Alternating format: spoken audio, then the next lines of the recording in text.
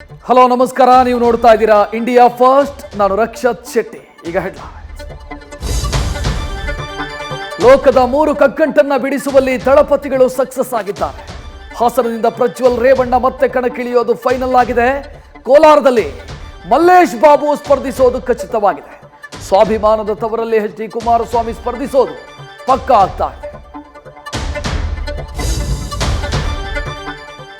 ಚಿನ್ನದಂತ ಕ್ಷೇತ್ರ ಕೈತಿಪ್ಪೋ ಸುಳಿವು ಸಿಗ್ತಾ ಇದ್ದಂತೆ ಮುನಿಸು ಮಾರ್ಧನಿಸಿತ್ತು. ಇದೀಗ ಹಾಲಿ ಸಂಸದನ ಕೋಪಾಗ್ನಿಗೆ ತಣ್ಣೀರು ಸುರಿಸುವಲ್ಲಿ ಜೆಪಿ ನಡ್ಡಾ ಸಕ್ಸಸ್ ಆಗಿದ್ದಾರೆ. ಚಿನ್ನದ ನಾಡನ್ನ ದಳಪತಿಗಳಿಗೆ ಒಪ್ಪಿಸಿ ಲೋಕದಿಂದ ದೂರ ಸರಿದಿದ್ದಾರೆ. ಆದರೂ ಕರ್ಮಭೂಮಿ ಬಿಟ್ಟು ಹೋಗಲ್ಲ ಅಂತ ಶಪಥಗೈದಿದ್ದಾರೆ.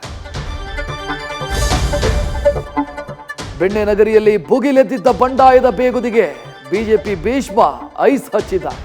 ರೆಬಲ್ ಆಗಿದ್ದ ರೇಣುಕಾಚಾರ್ಯ ಅಂಡ್ ಟೀಮ್ನ ಮನವೊಲಿಸುವಲ್ಲಿ ಸಕ್ಸಸ್ ಆಗಿದ್ದಾರೆ. ರೆಸಾರ್ಟ್ನಲ್ಲಿ ಮೀಟ್ ಮಾಡಿ ಸಿದ್ದೇಶ್ವರ್ ಪತ್ನಿ ಪರ ನಿಲ್ಲುವಂತೆ ಬಿಎಸ್ವೈ ಮಾಡಿದ ಸಂಧಾನ ಫಲಿಸಿದೆ. ಡಿಕೆಶಿ ಅಂತಂದ್ರೆ ದೈವ ಭಕ್ತ ಅನ್ನೋದು ಎಲ್ರಿಗೂ ಗೊತ್ತಿದೆ. ಇದೀಗ ಲೋಕ ಸಮರದ ಹೊತ್ತಲ್ಲಿ ಡಿಸಿಎಂ ಟೆಂಪಲ್ ರನ್ ಮಾಡಿದ್ದಾರೆ.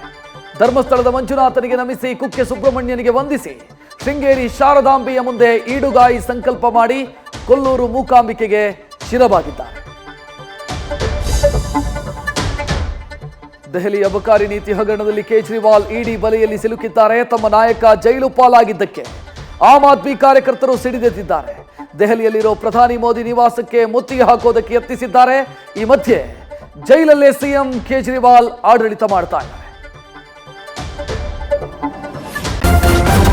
ನ್ಯೂಸ್ ಫಸ್ಟ್ ನಿರ್ಭೀತಿಯಿಂದ ನಿಮ್ಮ ಪರವಾಗಿ.